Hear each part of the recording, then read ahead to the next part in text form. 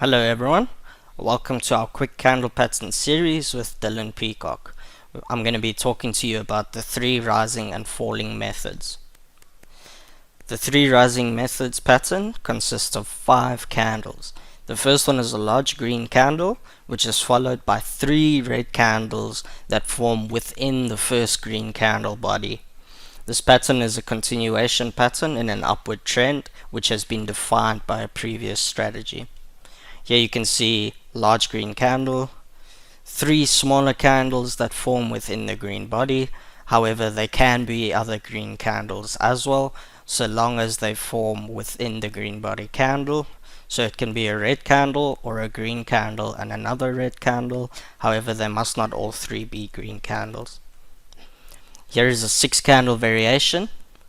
Large green candle, 4 small candles within the body, followed by a large green candle that fully engulfs all those candles. Falling 3 methods.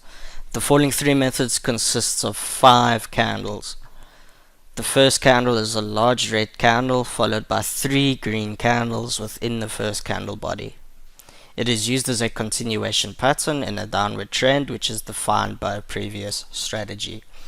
Here you can see there is a large red candle, 3 upward green candles, one of them is allowed to be red, and followed by another red candle which completely engulfs all of the candles within the first candle body.